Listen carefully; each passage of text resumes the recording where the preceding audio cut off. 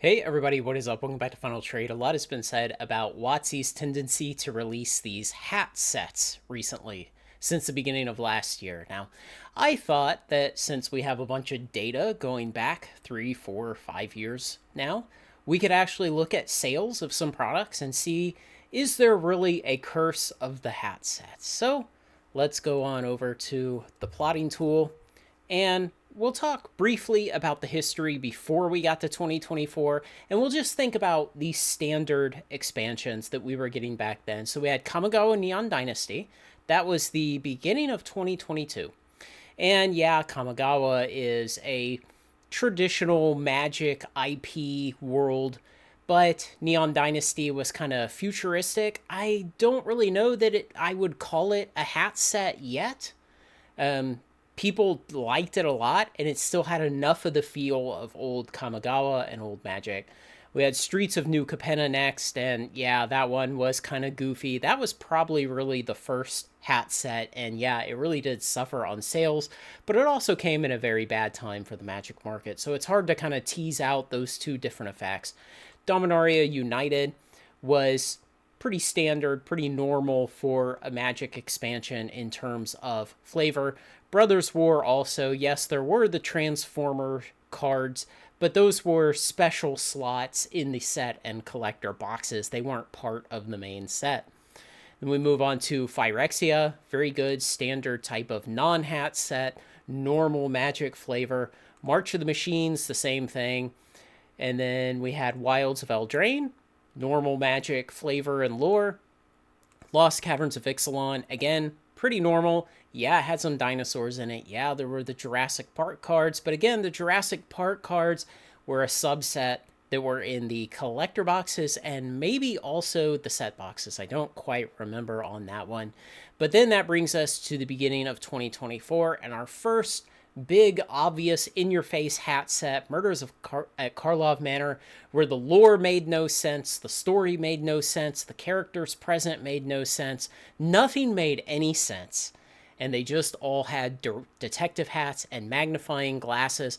And so we're going to take a couple of these hat sets here. We're going to take Murders, we're going to take Outlaws, we're going to take Duskmourn, and, some people will split hairs over whether or not Duskmourn is a true hat set. I think it's close enough. It has that kind of, kitschy 1980s vibe to it, kind of the mystery Stranger Things feel that they're going for. And then we'll put Aether Rift up here, and we're going to plot these. The collector box sales out to 60 days post-release. And we're going to look at those, and then what we're going to do is we're going to put some of the more recent non-hat standard sets up there, and we're going to look at the comparison. So here we have the red line, Outlaws at Thunder Junction, about $800,000 cumulative sales on TCG Player for the collector boxes, out to 60 days post-release. The yellow line is Duskmourn, this purple line is Aether Drift, and the blue line is Murders all the way down here. Yeah, people just really weren't interested in that when it came out. Now, on top of that, let's add Bloomburrow. Definitely not a hat set. I mean, people said they love the flavor of that. Foundations, whole lot of standard normal characters for Magic. You got a Johnny, you got, all the other ones. And Tarkir. Okay, so we're going to add these three up here that are definitely normal, traditional Magic flavor. We're going to plot those on top. And what we see is Tarkir. This looks like a reddish-orangish line, maybe some kind of reddish-brown. I only have the data out through release day. I haven't collected the 30-day post-release look, but we can already see how high it is, the best performer out of all of them. We have the light blue line of Foundations coming out here to 60 days post-release, so the best performance of one that we have out to 60 days post-release. And then we have the green line of Bloomburrow, just barely edging out the line of Outlaws. So we can see on a somewhat anecdotally chosen set of actual data. So we kind of anecdotally chose to just look at standard expansion collector box sales data from 2024 onwards, when the real curse of the hat set came in to Magic. And what do we see? Well, the 4 hat sets in that time all performed worse than the 3 standard non-hat sets. So maybe we can say there's something here. It's not conclusive, but we can probably at least say that in general, being a hat set makes you sell a little bit worse than not being a hat set. That, like Professor says, it just doesn't feel like Magic anymore. Now, the interesting thing that's going to happen here in a few months is we're going to get Final Fantasy, and that's going to be standard. So it's going to be the first big Universes Beyond release that's standard. And then we're going to get Spider-Man. Spider-Man's standard also, I think. And so we're going to have a couple of big standard releases that are Universes Beyond. So, I mean, you don't get much less Magic than Spider-Man.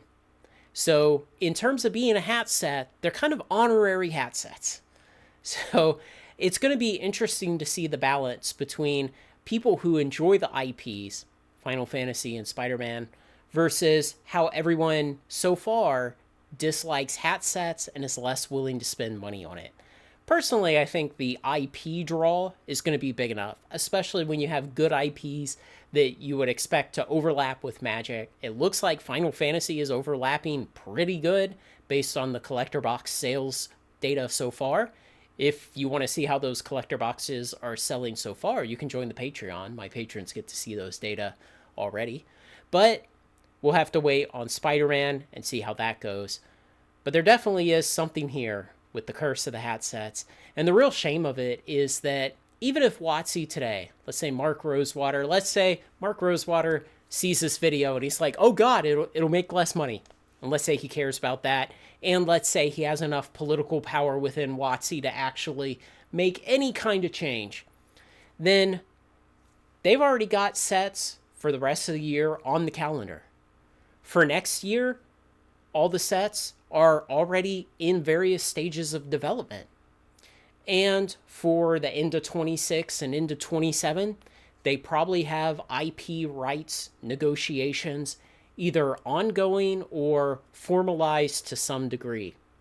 And so if it turned out somehow that Spider-Man bombed, people said, we do not want Spider-Man in our standard Magic, and people just did not buy it, and WotC decided they needed to change courses, you're still looking at a couple of years before they can change the course hard enough to get away from Universes Beyond in your standard and more and more and more hat sets.